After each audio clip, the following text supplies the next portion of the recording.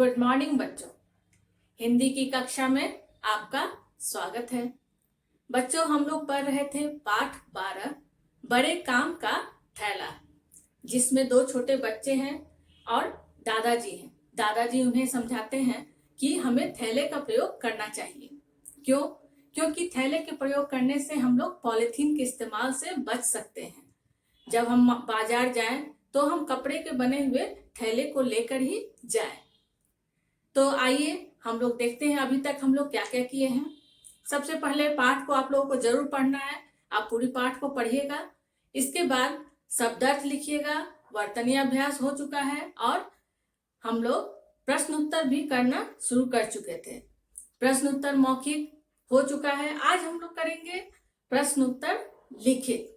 तो प्रश्न उत्तर मौखिक में 3 प्रश्न था, जिसमें 2 प्रश्न का जवाब तो दिया गया था और 1 प्रश्न आपको खुद से लिखना था।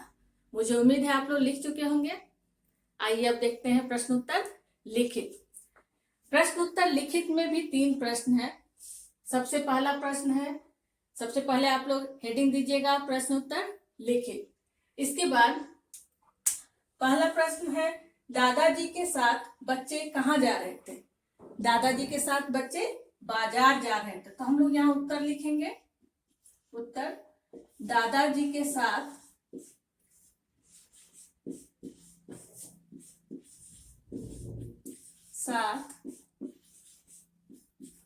बच्चे बाजार जा रहे थे।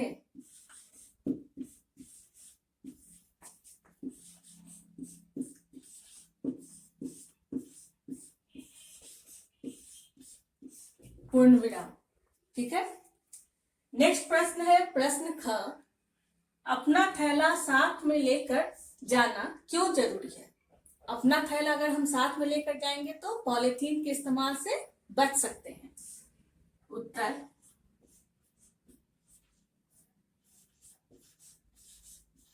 अपना थैला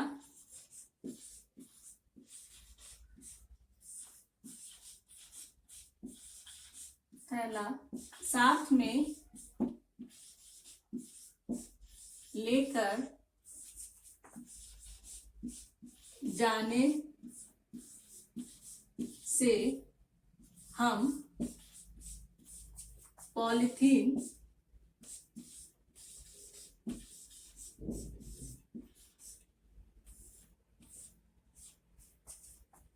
का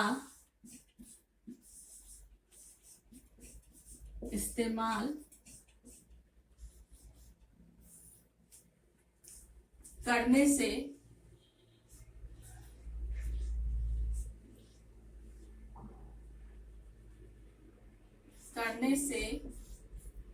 बच सकते हैं। ठीक है, पूर्ण विराम। नेक्स्ट है, पॉलीथीन कैसे हानिकारक होता है? पॉलीथीन कैसे हानिकारक है? क्योंकि वो कभी नष्ट ही नहीं होता है। जैसे कागज है, कपड़ा है, ये सब चीज क्या होता है, धीरे धीरे गल कर मिट्टी में मिल जाता है, पर पॉलीथीन कभी नष्ट नहीं होता है। वो ज्यों का त्यों मिट्टी में दबा रहेगा, ज्यों का त्यों वो पानी में, अगर तालाब में है, अगर नदी में है, तो वो इसी तरह तैरते रहता है, जो कि बहुत हानिकारक है। तो हम क्या लिखेंगे? पॉलीथीन कभी नष्ट नहीं होता है। क्यों हानिकारक है? क्योंकि पॉलीथीन कभी नष्ट नहीं होता है। पॉलीथीन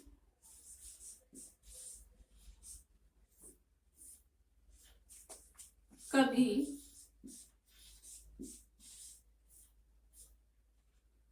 नष्ट नहीं होता है।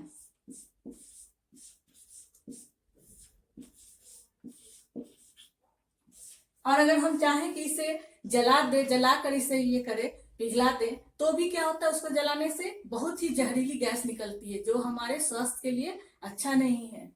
तो क्या लिखेंगे इसके बाद? इसे जलाने से भी, इसे जलाने से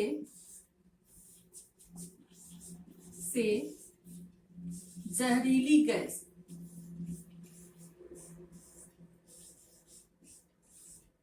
जहरीली गैस निकलती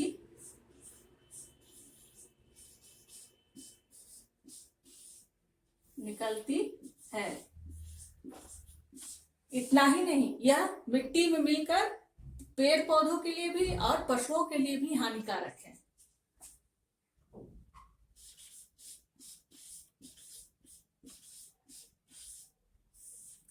मिट्टी में दबे हुए पॉलीथीन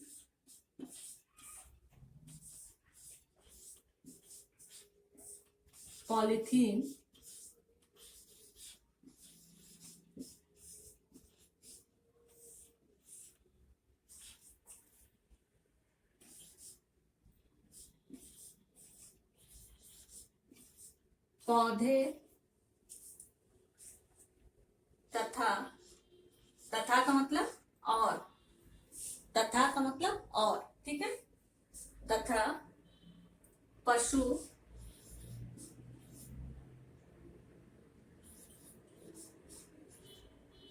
पशुओं के लिए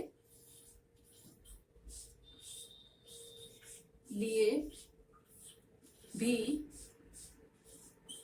हानिकारक है।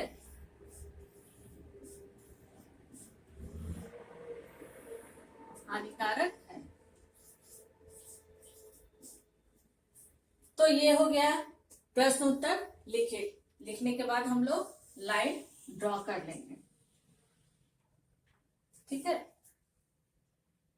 प्रश्न उत्तर लिखित के बाद नेक्स्ट है एक शब्द में उत्तर दो, जिसे हम पुस्तक में ही करेंगे। आइए मैं आपको दिखलाती हूँ।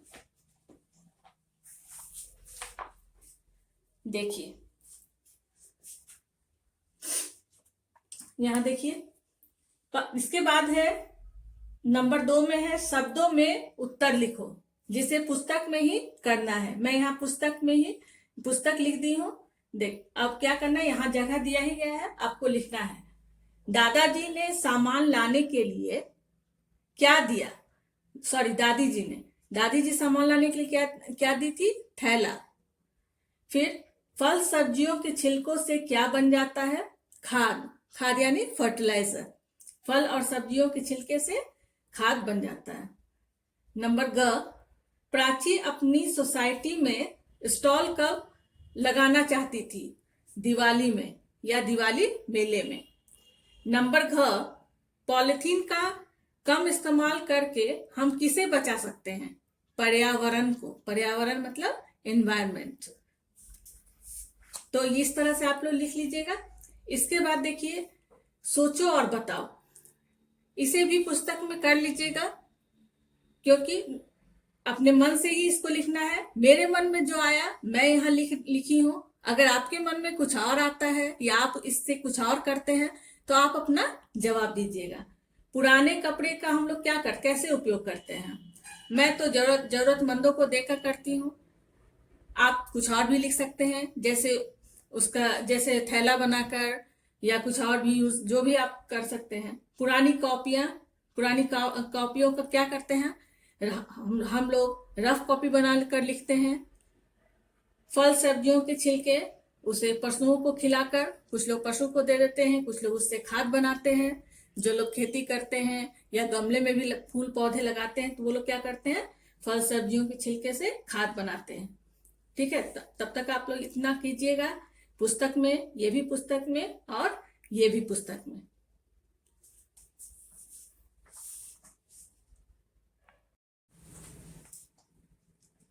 बच्चों, अभी हम लोग पढ़ रहे थे पाठ 12 का प्रश्न उत्तर हो गया है। अब भाषा से हम लोग को करना है।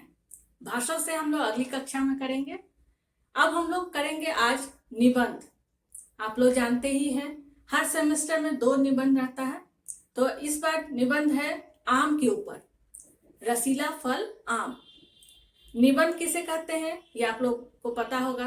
किसी भी जिस चीज के बारे में जो लिखना है हमें, जो भी उसके बारे में जो शब्द, जो वाक्य हमारे मन में आता है, जो शब्द हम लोग हमारे दिमाग में आता है, उन्हें वाक्य में सजाकर लिखना, यही निबंध है, ठीक है। तो निबंध अर्थात इंग्लिश में क्या कहते हैं, ऐसे। आज का हम लोग का टॉपिक है निबंध का रसीला फल आम। आप लोग अपनी कॉपी में याद रखिएगा, न्यू पेज से लिखना है, नए पेज से, ठीक है। नए पेज में सबसे पहले ऊपर लिखिएगा निबंध, फिर इस तरह से निबंध का जो किस चीज पर निबंध है, रसीला फल आम, ये लिखिएगा। इसके बाद एक फोटो बनाइएगा, एक चित्र बनाइएगा। अगर चित्र नहीं बना पाते हैं तो कहीं से भी आम का एक फोटो यहाँ पर चित्र बनाकर या चित्र चिपका दीजिएगा। और इसके बाद केवल 7 वाक्य लिखना है, यानी 7 सेंटेंस, केवल 7 वाक्य हम लोग को लिखना है। इसके नीचे ही हम लोग लिखेंगे 1 2 3 4 5 6 और 7। जो वाक्य जो बात हमें आम के बारे में याद आएगा हम लोग उसे लिख लेंगे। पहले अगर जरूरी नहीं कि पहले ही हम लोग फेयर कॉपी में लिखे, रफ कॉपी में लिखकर फिर उसे अच्छी तरह सजाकर हम लोग निबंध का एक रूप देते हैं। मैं यहाँ आप लोगों को निबंध के बारे में समझा दी कि क्या है। आप लोग अपने मन से भी लिख सकते हैं, और नहीं तो असाइनमेंट में आप लोगों को मैं निबंध भेजूंगी लिखकर, आप लोग उसे लिखिएगा। लेकिन कैसे लिखिएगा ये मैं आपको बतला दी। इस तरह से लिखना है, चित्र बनाकर 7 वाक्य। तो आज के लिए बस इतना ही। अगली कक्षा में हम लोग फिर पाठ को आगे बढ़ाएंगे। तब तक के लिए धन्यवाद।